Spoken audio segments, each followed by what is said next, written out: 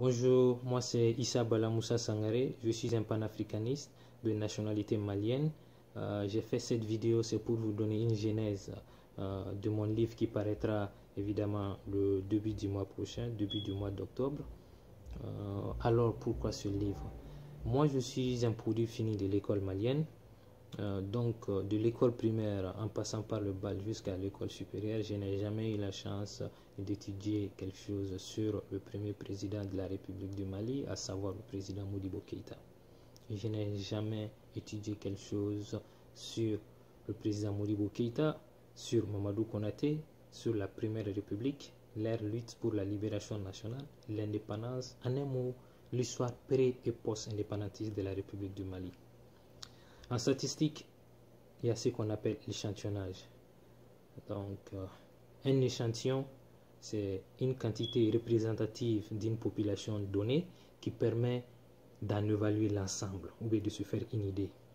Moi, je suis de 1984, donc je suis un échantillon de la génération 1984. Si moi, je n'ai pas eu la chance d'étudier quelque chose sur Modibo Keïta, sur Mamadou Konaté, sur la Première République du Mali, ça veut dire tout simplement que c'est toute la génération 1984 qui n'a rien étudié sur eux. Car c'est le même programme qui est enseigné au Mali et sur toute l'étendue du territoire. Je ne me suis pas arrêté là-bas. J'ai fait un sondage sur les générations qui viennent après nous, 86-90. Le constat est similaire. J'ai fait un sondage également sur les générations qui viennent avant nous, à savoir génération de 1980, 79-74. C'est le même constat et également ne connaissent rien sur le président Modibo Keïta, sur notre histoire pré- et post-indépendantiste. Alain Foucault nous dit que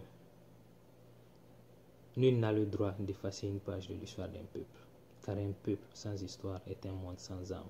Mieux, on nous dit que le passé nous aide à comprendre le présent et mieux préparer l'avenir. Comment nous, la jeunesse malienne, nous allons comprendre ce présent si notre passé nous est occulté? Comment nous, la jeunesse malienne, nous allons préparer l'avenir si notre passé est altéré, est occulté? Et ce n'est pas un passé lointain, un passé récent, tout récent, 1945. 1960, 1968. Mieux, le regretté Amadou Sédou Traoré Diamadou Djikroni nous dit que aucun peuple ne peut se passer de son histoire. Et chaque entorse faite à l'histoire d'un peuple constitue une agression à l'encontre de son patrimoine, donc de l'un de ses aspects les plus fondamentaux, qui est son identité nationale. Moi, je n'ai pas eu la chance d'étudier Modibo Keïta.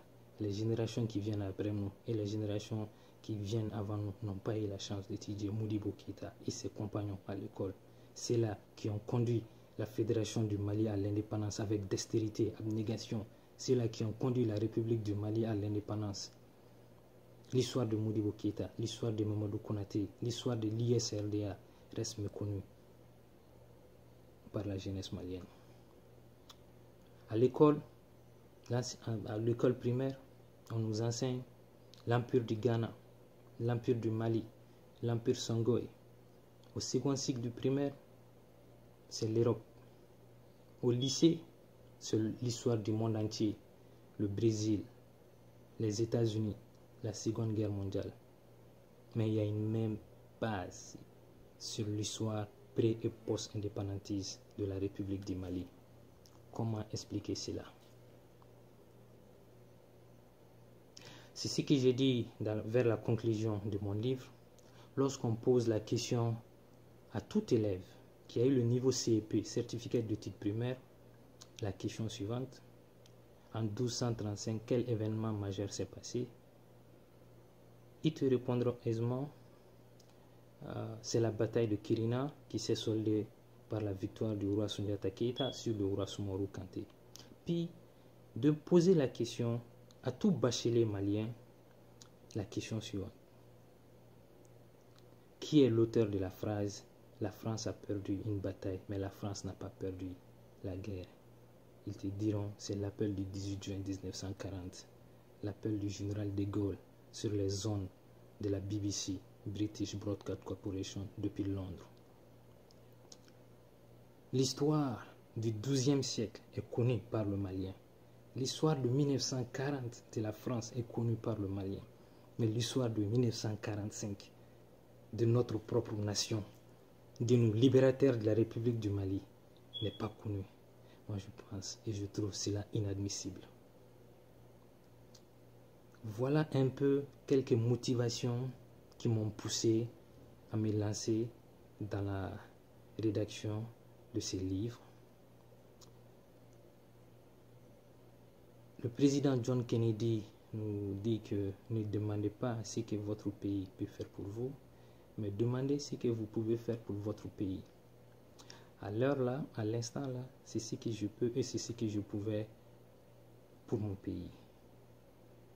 Ce livre, c'est le fruit de presque 4 ans de recherche, 4 ans de lecture, 4 ans de voyage, 4 ans de rencontres.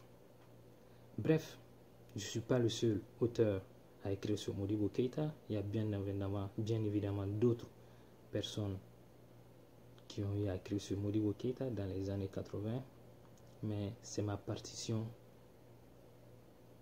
à la reconstruction de ce Mali.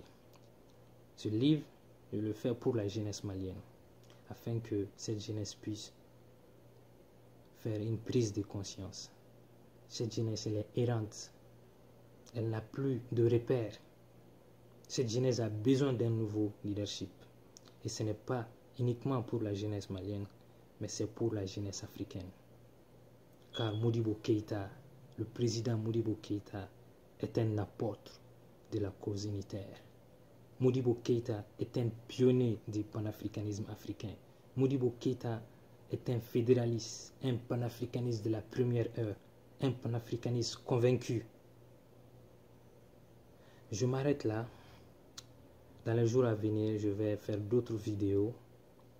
D'ici là, vous pouvez continuer à me suivre sur ma page Facebook, la page Facebook de mon blog, La Plume de Issa, ou la page Twitter de mon blog également, qui est La Plume de Issa, ou encore sur mon blog, La Plume de Issa, sur la plateforme Mondoblog RFI. Dans les jours à venir, comme je viens de le dire, je ferai d'autres vidéos également sur le livre, le contenu du livre, là où vous pouvez vous en procurer et là où il y aura les dédicaces également. Allez, merci beaucoup, portez-vous bien.